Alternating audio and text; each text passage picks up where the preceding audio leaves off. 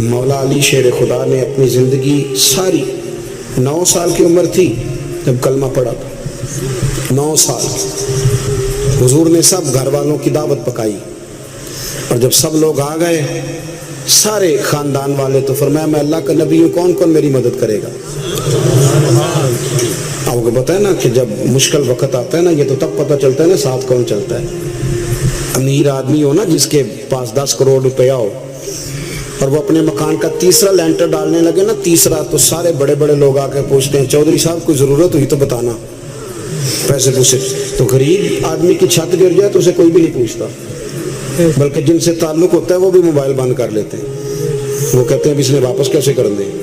حضرت مولا علی اس زمانے میں جب سام سونگ گیا سب کو، حضور نے فرمایا کون کون میرے ساتھ چلے گا؟ روٹی بھی کھا لی، گھر بھی آ گئے، صادق اور امین بھی کہہ دیا، جب کہا چلے گا کون کون؟ چپ کر گئے۔ تو حضرت علی کہتے ہیں جب میں نے حضور کے چہرے پر ذرا پریشانی دیکھی نا، یہ چلتے کیوں نہیں؟ تو آپ فرماتے ہیں کہ ابھی میں کھجور کھا رہا تھا، کرتا لمبا پہنا ہوا تھا، سب سے پیچھے بیٹھا تھا، اور حضرت علی کا قد بھی درمیانہ تھا۔ آپ فرماتے ہیں میں اٹھا اور کھجور ابھی میرے منہ میں تھی، جھٹ پٹ میں نے اسی طرح نکال کے جیب میں ڈال، اور میں پنجوں کے بل کھڑا ہو گیا، دونوں بازو کھڑے کر کے کہا حضور یہ نہیں بولتے تو نہ بولیں، انا ناصرو کا یا رسول اللہ، انا حافظو کا یا رسول اللہ۔ حضور آپ جہاں جہاں کہیں گے علی آپ کا مددگار بنے گا، دین کی مدد کرے گا، اور اگر آپ تک کوئی آئے گا تو علی آپ کی حفاظت کرے گا۔ 9 سال کی عمر میں چلے علی دین کی نوکری پہ، پھر بدر میں بھی پہلی صف میں، احد میں بھی پہلی صف میں، خندق میں بھی پہلی صف میں۔ ایک جنگ میں حضور نے کہا علی تو رہ جا، اس دفعہ رہ جا، تو عرض کی رو پڑے حضرت علی، دلیر آدمی تھے، رو پڑے، کہنے لگے حضور آپ مجھے بچوں اور عورتوں کے پاس چھوڑ کے جا رہے ہیں؟ حضور مجھے لے چلے، میں میدان کا زندگی ساری گزار دی، ساری زندگی گزار دی، اپنے زمانے میں آپس کا اختلاف بھی دیکھا، ساری زندگی شیر خدا نے دین کو دے دی۔ کوفے کی جامع مسجد میں 21 رمضان کو جب حضرت علی کو خنجر لگا نا، تو تاریخ میں جملہ محفوظ ہے، خنجر لگا نا جب، وہ 9 سال کی عمر میں یاری لگائی، 63 سال عمر ہو گئی، جب خنجر لگا تو کہنے لگے فزت برب الکعبہ، مجھے رب کعبہ کی قسم آج کامیاب ہو گیا ہوں، پانی پرن سہیلیاں تے رنگا رنگ کڑے، اسی پریا اس دا جانیے جس دا توڑ چڑھے۔ کہا دیکھو بھائی میں آج کامیاب ہو گیا، میں کامیاب ہو گیا، وہ جو میں نے کہا تھا حضور میں ساتھ رہوں گا، تے لے سجنا سا توڑ نبھائی، جان دیتی راہ تیرے، دے دیا ہر چیز دین کو دے دی۔ کون سی پراپرٹی چھوڑ کے گئے پیچھے؟ کون سا نظام بنا کے گئے؟ امام حسن بھی شہید ہوئے، پتہ ہے آپ کو؟ امام حسن کا بھی دن منانا چاہیے کہ نہیں؟ ان کے یوم وصال پہ بھی کچھ جلسہ کر لیا کرو، بڑے ہیں امام حسین سے، جدھر سارا زمانہ چلتا ہے ادھر چل پڑتے ہو۔ حدیث میں جہاں جہاں نام آیا نا، پہلا امام حسن کا ہے، دوسرا امام حسین کا ہے، اور امام حسین کے اپنے جملے ہیں، فرماتے ہیں میرا بھائی نہیں، میرا امام بھی ہے، میرا امام بھی ہے۔ اور آپ فرمایا کرتے تھے میں نے بڑی چیزیں اس حسن سے سیکھی ہیں، جو انہوں نے سیکھا ایک بتاؤں اس میں سے؟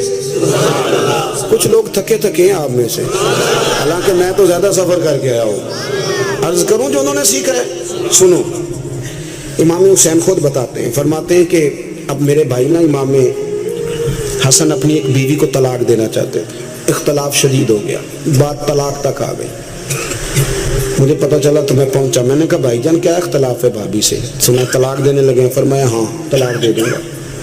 چلی گئی ہے میکے، فرمایا بتائیں غلطی کیا، کیوں دے رہے ہیں؟ تو امام حسن فرمانے لگے حسین آپ نے قرآن نہیں پڑھا؟ میں نے کہا جی پڑھا ہے، بتائیں۔ کہنے لگے اللہ فرماتا ہے ہن لباس لکم وانتم لباس لہن، مرد عورتوں کا لباس ہے، عورتیں مردوں کا لباس ہے۔ فرمایا میری بیوی میں کوئی کمزوری ہوگی تو میں پردہ ڈالوں گا کہ دنیا کو بتاؤں گا؟ امام حسین کہتے ہیں میں نے اٹھ کے بھائی کا ہاتھ چوما، میں نے کہا آیت میں نے پہلے بھی پڑھی تھی، تفسیر آج سمجھ میں آئی ہے، تفسیر آج سمجھ میں آئی ہے، میرے بڑے بھائی نے سمجھائی ہے، سمجھ میں آئی۔ کہتے ہیں کچھ دنوں کے بعد امام حسن نے بیوی کو طلاق دے دی، میں پھر آیا اور میں نے کہا میرے شانوں والے بھائی آپ بھی بتا دیں کیا مسئلہ تھا؟ تو کہتے ہیں میرا ماتھا چوما میرے بڑے بھائی نے، اور کہنے لگے حسین چھوڑ، وہ غیر محرم بیوی ہے، میں کسی غیر کی باتیں تیرے ساتھ کیا کروں؟ طلاق دے دی، غیر محرم ہو گئی، اب اس کا ذکر کیا چھیڑنا؟ کہتے ہیں میں سمجھ گیا، کہ میرا بھائی قرآن کی اس روح کو جانتا ہے جو حسین تک بھی پہنچ رہی ہے۔ بھائیو، امام حسن رضی اللہ تعالیٰ عنہ، آپ کو پتہ ہے یہ کائنات کا وہ عظیم شخص ہے، حسن ابن علی، وہ عظیم ہستی ہے جس نے تاج چھوڑ دیا، تخت چھوڑ دیا، پر نبی پاک کی امت کو جوڑ دیا۔ نبی کریم نے ان کو اپنے ساتھ بٹھا کے کہا تھا، صحیح بخاری میں موجود ہے، کہا یہ میرا بیٹا حسن سید ہے، یا مسلمانوں کی دو جماعتیں لڑیں گی تو یہ صلح کرائے گا۔ حضرت امام حسن نے تخت چھوڑا، تاج چھوڑا، لیکن مسلمانوں کو آپس میں اتنی بڑی قربانی، اتنی بڑی قربانی۔ یہاں تو بھائی چھوٹا سا مسئلہ ہوتا ہے، مسجد میں اچھے بھلے امام صاحب نماز پڑھا رہے ہوتے ہیں، بچے پڑھ رہے ہوتے ہیں، اور مسجد میں تو تقریباً 15-20 چودھری تو ہر مسجد میں ہوتے ہیں۔ تھوڑے پنڈ تو نہیں ہیں جی؟ چلو اللہ کا شکر ہے جی، اتنے نہیں تھوڑے نے، چلو اللہ کرے وہ بھی نال ہی ڈال جان، درویشی چنگی چدرا دا کی کرنا ہے۔ تو ویسے میں نے دیکھا ہے تھوڑی سی جو کسی شہر کی بڑی مسجد ہوتی ہے اس میں 15-20 چودھری ہوتے ہیں، اور مولوی صاحب کی مجبوری ہے سب کی مان کے چلنا، دو کی نہ مانے قاری صاحب، دو کی۔ اب وہ یہ نہیں دیکھیں گے کہ دین کا نقصان ہو رہا ہے، مسجد کا مسئلہ ہے، بچوں کا مسئلہ ہے، ان کو تو ذات کا مسئلہ ہے، میری نہیں مانی لیا چھٹی۔ وہ خدا کے بندو، ہم 2 منٹ کے لیے چدراہٹ نہیں چھوڑتے، دین کا نقصان کر دیتے ہیں۔ امام حسن نے پوری حکومت چھوڑ دی، پوری حکومت۔ اتنا بڑا سخی کم آپ کو ملے گا جو سخاوت کرے اور نبی کی امت کو بچائے صلی اللہ ہو۔ یہ بات بیان نہیں ہوتی، اکثر نہیں ہوتی، شاید پورے کربلا میں آپ نے نہ سنی ہو، اللہ ماشاءاللہ۔ اس کو سمجھے امام حسن۔ اور پھر مزے کی بات، امام حسن بھی شہید ہوئے، انہیں زہر دیا گیا، اور جب وہ شدید بیمار ہو گئے نا، زہر اثر کر گیا، تو امام حسین آئے، بڑے پریشان ہوئے، رو پڑے، کہنے لگے بھائی مجھے بتاؤ کس نے زہر دیا؟ تو امام حسن کہنے لگے حسین مجھے شک ہے ایک شخص پر، لیکن شک ہے بھائی، اگر صرف شک ہے تو میں کسی بے گناہ کو بدنام کیسے کر دوں، تمہیں کیسے نام بتا دوں؟ یہ نامعلوم پرچے کراتے نہیں ہم روز ہی نامعلوم پرچے، جس پہ دشمنی ہے اس کا نام لکھا دو، ختم ہو گئی بات۔ امام حسن کی تربیت دیکھو، فرمانے لگے جس پر مجھے شک ہے اس کا نام بتا دوں، تو اگر وہ نہیں تو بے گناہ کا ذکر کیسے کر دوں؟ تو امام حسین فرمانے لگے بھائی جان اگر وہی ہوا تو آپ فرمانے لگے اگر وہی ہوا نا تو حسین پھر بھی تو چھوڑ دے، میں نے رب کے سپرد کر دیا، اللہ بہترین انتقام لینے والا ہے۔ اللہ اتنا بڑا حوصلہ سیدہ کے بیٹے کا، شیر کے بیٹے کا، شیروں جیسا کلیجہ، اتنا دل دریا سمندروں ڈونگے، کون دلان دیا جانے۔ او بھائی تھوڑا حوصلہ کر، جتن تے ہر کوئی کھیڈے، تو ہارن کھیڈ فقیرہ، اور جتن دا مل کوڈی پیندی ہارن دا مل ہیرا۔ او کہیں بیک بھی تو ہو نا، کہیں تو درگزر بھی تو کرنا، کہ ہر جگہ چھا کے رہنا، ہر جگہ چھا کے رہنا۔ میرے ایک سنگی ہیں، آپ کو پتہ یہ جو اسٹیج پہ بیٹھنے والے لوگ ہوتے ہیں نا، یہاں تو اچھے لوگ بیٹھے ہیں، میری طرح کے جو لوگ، جو اسٹیج پہ بیٹھنے کا عادی ہو جاتا ہے وہ نیچے بیچارہ بیٹھ بھی نہیں سکتا، یہ مسئلہ ہو جاتا ہے۔ میں اکثر کہتا ہوں کہ کبھی نیچے بیٹھ کے تو دیکھو کیا حرج ہوتا ہے۔ اگر کسی بندے کی کوئی شان ہے تو وہ جو سب سے پیچھے بیٹھا ہے اس کی شان ویسی کی ویسی ہے، کوئی کمی آ جائے گی؟ کچھ بھی نہیں۔ مجھے ذاتی طور پر دیانتداری سے کہتا ہوں، مسجد میں بیٹھا ہوں، جب میرے آنے پہ لوگ نعرے لگاتے ہیں مجھے تکلیف ہوتی ہے۔ میں کہتا ہوں یار نبی پاک کی نعت چل رہی تھی، اس کا ادب زیادہ ہے یا اجمل قادری کا ادب زیادہ ہے؟ چھوڑیں آپ، جو آیا ہے وہ بیٹھ جائے گا، ختم ہو گئی بات۔ اور ویسے بھی جو لوگ جلسوں کے لیے محنت کرتے ہیں نا، بیچارے اشتہار لگاتے ہیں، مسجد کی صفائی کرتے ہیں، جو لنگر پکاتے ہیں، وہ تو اسٹیج پہ آتے نہیں، حالانکہ زیادہ ثواب تو ان کو ملتا ہے، وہ تو پیچھے چھپے ہوتے ہیں۔ میں کئی دفعہ مجھے پتہ چل جائے نا اس کارکن نے زیادہ کام کیا اس جلسے کے لیے، تو میں اس کے کان میں کہتا ہوں میرے لیے بھی دعا کری، اس لیے کہ تو نے محنت کی ہے، تیرا اجر اور ہے۔ ہم تو شان سے آئے بیٹھے اور چھٹی کر گئے۔ بھائی تھوڑا پیچھے بھی دیکھیں، نبی کریم کے پورے خاندان کی قربانیاں، پورے خاندان۔ دوپہر کو کھانا نہ پکا ہو تو ہمارے بچے موبائل توڑ دیتے ہیں، اور شام کو مرضی کا نہ پکا ہو تو واک آؤٹ کر جاتے ہیں، کہتے ہیں لے آؤ پیسے پھر برگر لے آئیے، میری مرضی کا نہیں پکا۔ سیدہ فرماتی ہیں میرے گھر میں مہینہ چولہا نہیں جلا، مہینہ چولہا۔ 3 روزے رکھے سیدہ فاطمہ نے، مولا علی نے، امام حسن نے، امام حسین نے، اور تینوں دن افطار کے وقت فقیر مانگنے آ گیا تو کھانا وہاں دے دیا۔ آپ کا کیا خیال ہے جو بے صبر آدمی ہو وہ کربلا میں جا کے لڑے گا؟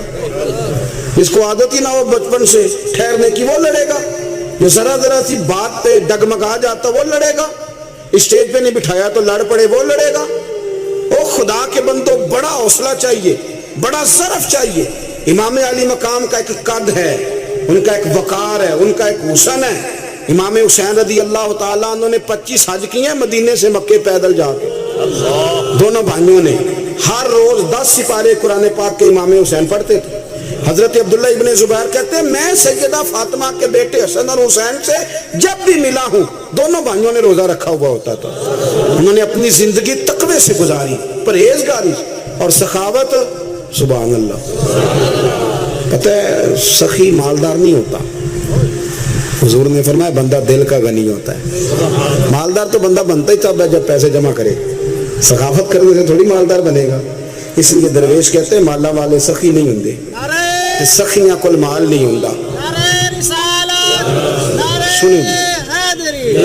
سنیں بہت بڑی سخاوت کی اپنی زندگی میں، ساری زندگی سخاوت میں گزار دی، ساری زندگی۔ امام حسن نے بھی، امام حسین نے جو آیا دے دیا، جو آیا دے دیا، ہزاروں دینار آتے۔ ایک دن ایک فقیر مانگنے آ گیا تو امام حسن حسین دونوں تھے، کہنے لگا میں نے سنا ہے بڑے لاجپال ہو، غریب ہو، مہربانی ہو جائے۔ فرمایا بیٹھ جاؤ، رزق آنے والا ہے۔ تھوڑی دیر گزری تو 3000 دینار آئے۔ ویسے میرے کو 3 لاکھ روپیہ ہوتے مسیطے کنے دینے چاہیے؟ میں اپنا پہ پوچھنا، تو اڑا تے پوچھے ہی نہیں، میں مشورہ پہ لینا۔ 3 لاکھ جو میرے کو ہوتے مسیطے کنے دینے چاہیے؟ تسی ظاہر ہے ان کو دیانتداری والا مشورہ ہی دینا ہے نا، جن کرنا جو ہی دسنا دینا۔ کتنا 1000 ہاں؟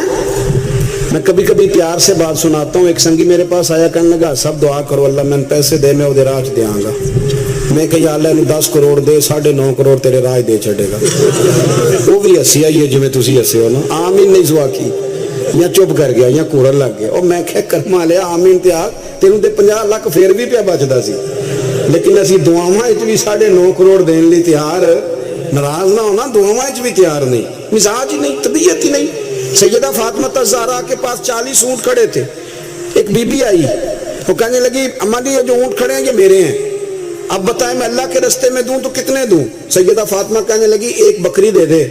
وہ کہنے لگی حضور اگر آپ کے پاس 40 ہوتے تو آپ کتنے دیتی؟ سیدہ فرمانے لگی میں سارے کے سارے دے دیتی۔ تیرے لیے مسئلہ اور ہے، میرے لیے فتویٰ اور ہے، سارے دے دے۔ 3000 دینار آئے امام حسن اور حسین کے پاس۔ فقیر بیٹھا ہے، فقیر کہتا ہے میرے دل میں خیال تھا کہ 5-10 دے دیں تو میری موج بن جائے گی، پر مجھے نہیں پتا تھا کہ اتنے سخی گھرانے کے پاس آیا ہوں۔ 5-10 دے دیں تو موج بن گئی۔ کہتے ہیں امام حسن نے 3000 دینار میری ہتھیلی پہ رکھے اور میرا ماتھا چوم کے کہنے لگے یار میرا تو خیال تھا کہ تیرے انتظار پر تجھے کچھ ملے گا، پر یہ رکھ لے، مجھے پتا ہوتا کہ تجھے اتنا ملنا ہے تو میں تجھے انتظار نہ کراتا۔ جلدی خود بھیک دے، خود ہی کہے منگتے کا بھلا ہو۔ اپنی زندگی نفاست سے گزاری اہل بیت، قربانی دے کے گزاری۔ حضرت امام حسین رضی اللہ تعالیٰ عنہ یہ حضور کی اولاد پاک ہیں۔ پیروں کو نہ تھوڑی مٹی لگ گئی، عمر جوانی کی تھی، داڑھی مبارک ساری سیاہ تھی، کالی تھی۔ حضرت ابو ہریرہ ان سے سالوں بڑے تھے، امیر المومنین فی الحدیث۔ حضرت ابو ہریرہ نے دیکھا کہ امام حسین کے مقدس قدموں کو مٹی لگ گئی۔ کسی سے بھی کہا جا سکتا تھا ذرا امام صاحب کی توجہ کرانا، یہ ذرا مٹی اتار دینا، لیکن حضرت ابو ہریرہ جھٹ سے اٹھے، اپنی پگڑی کھولی، اس کا پلو لیا اور حضرت امام حسین کے پیروں سے مٹی صاف کرنی شروع کر دی۔ کیوں کہ اہل فضل ہی کسی کی فضیلت کو جان سکتا، عزت والا ہی کسی کو عزت دیتا ہے، جس کے پاس وقار ہو۔ او میرے سنگیوں، لوگوں کی باتوں میں نہ آنا، یہ تمہیں الجھا دیں گے، یہ تمہیں تفریق میں ڈال دیں گے، یہ انتشار برپا کریں گے۔ یہ وہ حسین جماعت ہے جو حضور کے سامنے بیٹھا کرتی تھی۔ ان سے پیار کرنا، ان سے محبت کرنا۔ آپ کبھی ترمذی کی ایک حدیث پڑھیں تو مر جانے کو جی کرتا ہے۔ حضور نے فرمایا تھا میرے صحابہ کے بارے میں اللہ سے ڈرنا، میرے بعد انہیں اپنی زبانوں کا نشانہ نہ بنانا۔ کاش کوئی ان جملوں کا درد سمجھ سکے۔ فرمایا رب سے ڈرنا، اور کریم فرمانے لگے جس نے ان سے محبت کی میری محبت کی وجہ سے محبت کی، اور جس نے ان سے عداوت رکھی میری وجہ سے رکھی۔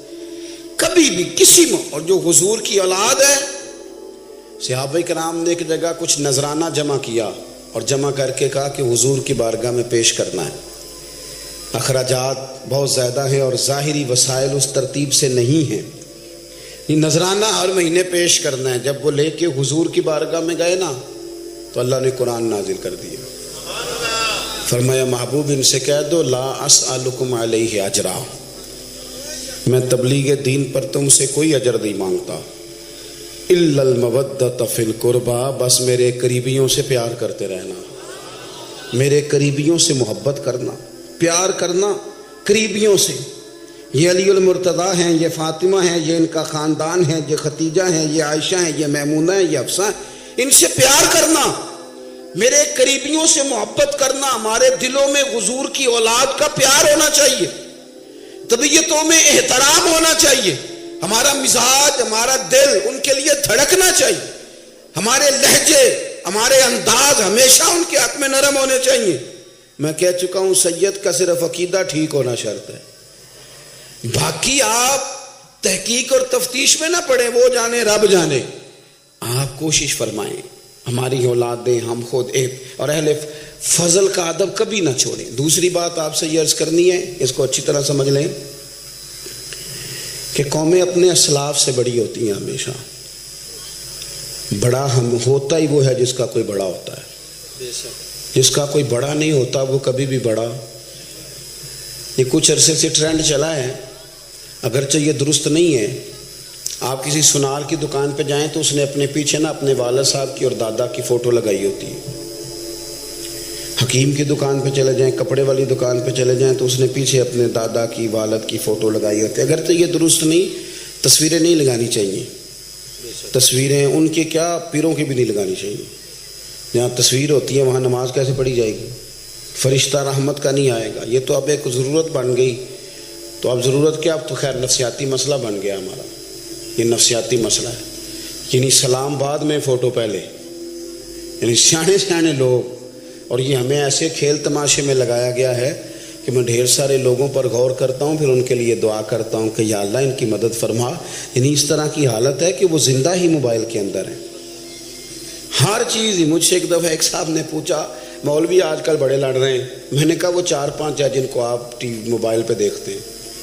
آپ میرے ساتھ آئیں، میں آپ کو 20 اور سینکڑوں شیخ الحدیث بتاتا ہوں جو سکون سے بیٹھ کر رسول اللہ کا دین پڑھا رہے ہیں. تو آپ مسئلہ صرف یہ ہے کہ ہم نے کل زندگی وہ سمجھ لی ہے جو موبائل کے اندر ہے. بہرحال وہ تصویر لگائی ہوتی ہے سنار نے بھی اور حکیم نے بھی اور ڈاکٹر نے بھی اور بہت سارے لوگوں نے کہ جناب اب یہ جو تصویر لگاتے ہیں تو اس کے پیچھے پوری حکمت ہوتی ہے.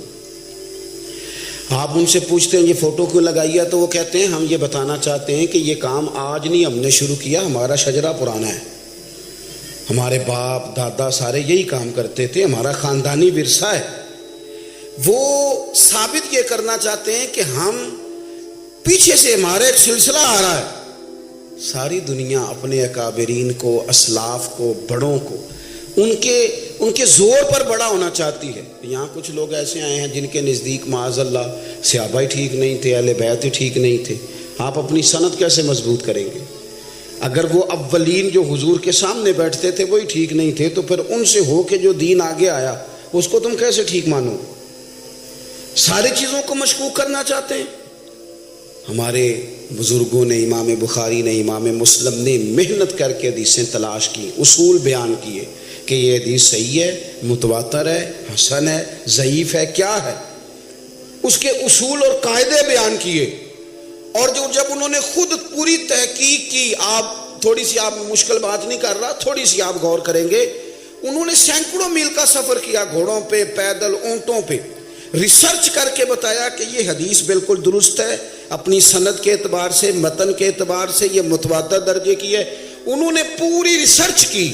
پھر غور کریں کیا کہہ رہا ہوں، جب پوری تحقیق کر لی تھی تو پھر انہیں کہنا چاہیے تھا نا یہ نبی پاک نے فرمایا ہے. کہنا چاہیے تھا نا کہ یہ حضور نے فرمایا، ہماری تحقیق ہے، حدیث درست ہے. لیکن کسی نے بھی ڈائریکٹ نہیں کہا. انہوں نے جب بھی کہا کہنے لگے حضرت عبداللہ ابن عمر فرماتے ہیں کہ حضور نے یوں فرمایا. حضرت انس بن مالک فرماتے ہیں کہ حضور نے یوں فرمایا. حضرت جناب سیدنا سیدہ عائشہ صدیقہ فرماتی ہیں یوں حضور نے فرمایا. حضرت ابو ہریرہ فرماتے ہیں یوں حضور نے فرمایا. انہوں نے نا پہلے اس صحابی کا نام لیا جنہوں نے وہ بات اپنے سینے میں محفوظ کی.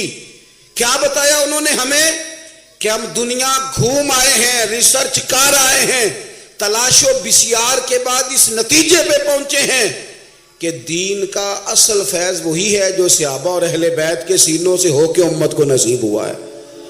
اصل فیضان وہ ہے جو وہاں سے ہو کے آیا. تو ایک بات تو یہ کہ اہل فضل کی عظمت, اور دوسری بات کہ اپنے اکابرین کے ساتھ جوڑ کے رہنا, اور تیسری بات حضرت سیدنا امام حسین, حضرت امام حسن رضی اللہ تعالی عنہما, ان دو شہزادوں سے نا نبی پاک صلی اللہ علیہ وسلم نے جو محبت فرمائی ہے نا وہ بھی بڑی قابل دید ہے. حضور نے جو ان سے پیار کیا ہے. کچھ لوگ ایسے ہوتے ہیں کہ جن سے انسان جب پیار کرتا ہے, محبت کرتا ہے, تو وہ بات نا دور دور نکل جاتی ہے, بات پھیل جاتی ہے. ان کے ساتھ نا میرے نبی پاک کا خصوصی لگاؤ ہے. اس کا مطلب یہ نہیں کہ ہر نانا ہی اپنے نواسے سے پیار کرتا ہے, یہ معنی نہیں. رسول پاک علیہ السلام جو کام بھی کرتے ہیں اللہ کی وحی کے ساتھ کرتے ہیں. حضور کا ہر کام وحی خدا ہے, اپنی مرضی سے حضور کوئی کام نہیں کرتے. تو نبی پاک نے جو بھی کیا ہے وہ امت کے لیے نمونہ ہے. حسنین کریمین سے جو حضور کا پیار ہے, جو نبی پاک علیہ السلام کی ان کے ساتھ والہانہ محبت ہے. اعلیٰ حضرت بریلوی نے حدیث لکھی ہے, راوی حضرت عثمان غنی ہے رضی اللہ تعالیٰ عنہ. حضور سید عالم صلی اللہ تعالیٰ علیہ وآلہ وسلم نے نا گھر میں پیغام بھیجا, فرمایا فاطمہ سے کہو ذرا حسن حسین کو تو بھیجے. یہ سارا دن ہی حضور کے پاس رہتے ہیں, سارا دن ہی, لیکن وہ جو والہانہ پن ہے, جو محبت ہے, جو ان کے ساتھ محبوب کا خاص لگاؤ ہے, سیدہ سے کہو ذرا شہزادوں کو بھیجے, تھوڑی سی دیر ہو گئی آنے میں.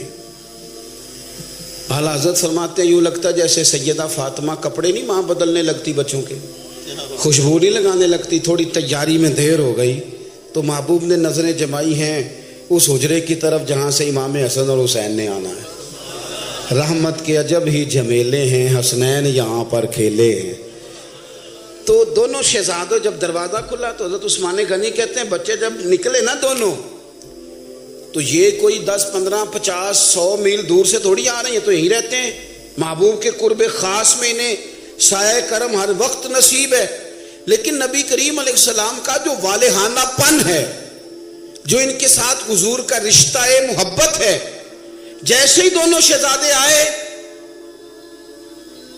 حضرت عثمان غنی فرماتے ہیں محبوب نے مقدس گھٹنے زمین پہ رکھ دیے اور دونوں بازو کھول دیے. ایک شہزادہ اس سینے سے لگ گیا, اس کندھے سے, ایک اس کندھے سے لگ گیا.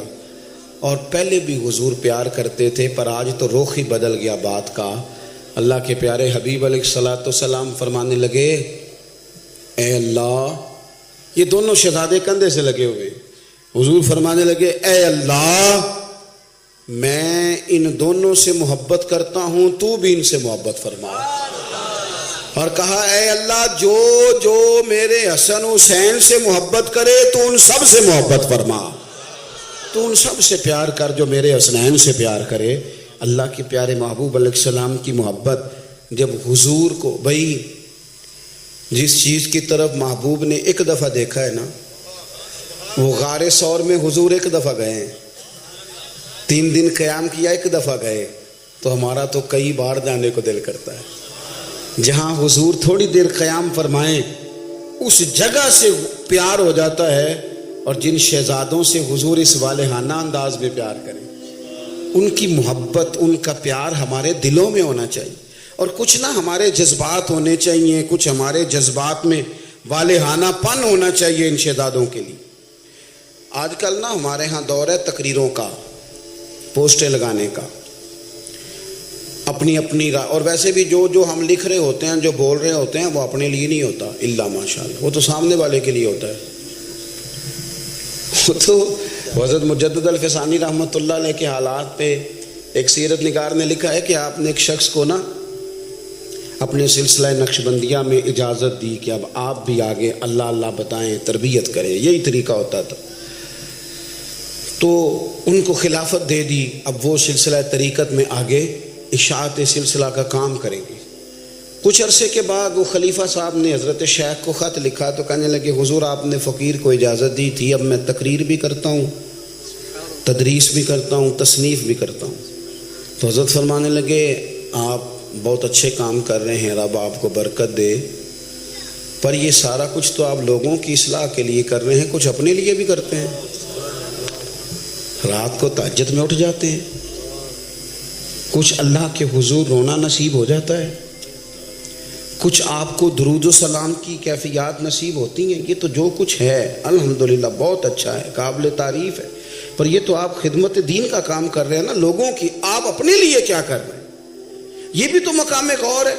بہت ساری چیزیں آج ایسی ہیں جو تقریروں میں تحریروں میں، لیکن ہمارے پرانے بزرگ جو تھے ان کا حسین کی وہ شخصیت تھی کہ مشکات میں حدیث ہے، نبی پاک صلی اللہ تعالی علیہ وسلم کی چچی جناب ام فضل صبح صبح گھبرائی حضور کی بارگاہ میں آئیں، عرض کی یا رسول اللہ صلی اللہ علیہ وسلم آج میں نے عجیب خواب دیکھا ہے، میں ڈر گئی ہوں. حضور نے فرمایا چچی کیا دیکھا؟ عرض کی حضور میں نے دیکھا ہے کہ آپ کے وجود کا گوشت کا ایک ٹکڑا کٹ کے میری جھولی میں آ گیا ہے. حضور یہ کیا ہے؟ تو محبوب خواب سن کے مسکرائے، فرمایا چچی یہ پریشانی والا خواب نہیں، یہ تو خوشی والا خواب ہے. اللہ فاطمہ کو بیٹا عطا کرے گا اور وہ تیری گود میں کھیلا کرے گا، چونکہ وہ میرے وجود کا ٹکڑا ہوگا لہذا خواب تجھے یہ آئی ہے. تو امام حسین پیدا ہوئے، امام حسن کی عمر ابھی 11 مہینے تھی.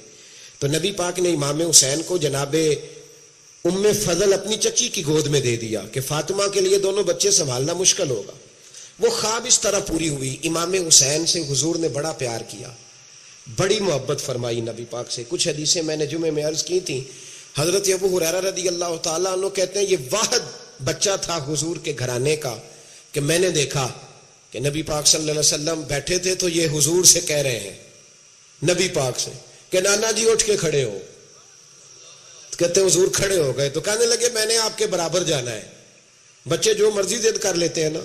قد چھوٹا تھا، عمر 7.5 سال تھی. کہنے لگے نانا میں نے برابر جانا ہے.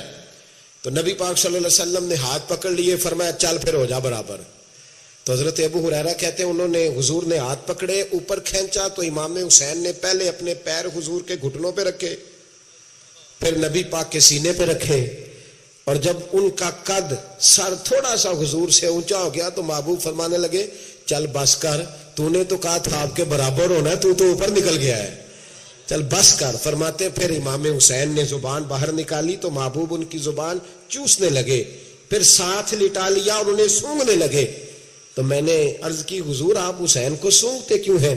تو فرمایا ابو ہریرہ مجھے حسین کے وجود سے جنت کی خوشبو آتی ہے، مجھے حسین کے وجود سے جنت کی. ایک دن حضور گزر رہے تھے. اصل اس طرح تھا کہ یہ نبی پاک کا حجرہ تھا.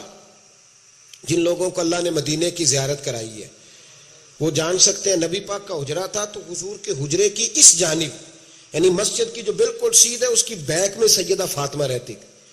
تو حضور اکثر نہ نماز کے لیے جب نکلتے تو حضرت فاطمہ کے حجرے کے پاس سے ہو کر دوبارہ محراب میں جاتے.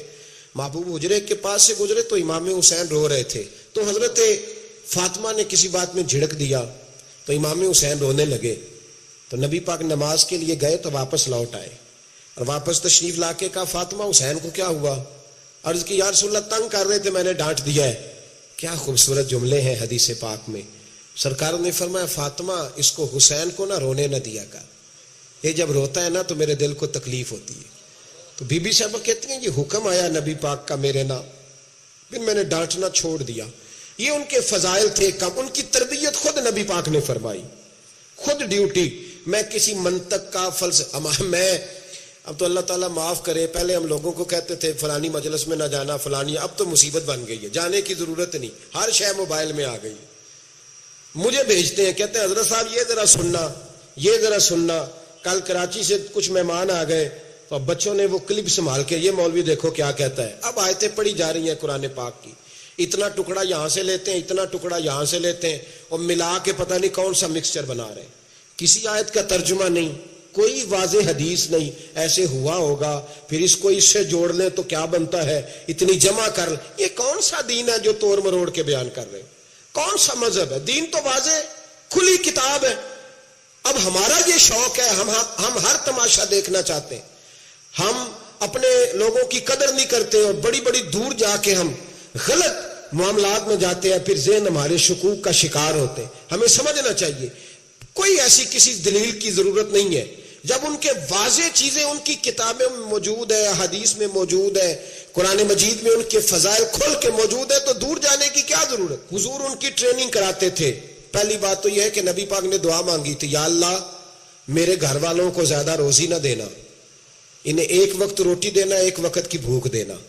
یہ جو 10 دن کربلا میں انہیں ٹینشن نہیں نہ ہوئی, انہیں عادت تھی فاقہ کرنے کی, انہیں 3 دن وصلی روزے رکھنے کی عادت تھی. پہلی بات. دوسرا یہ کہ جہاد کی تربیت حضور خود کراتے تھے.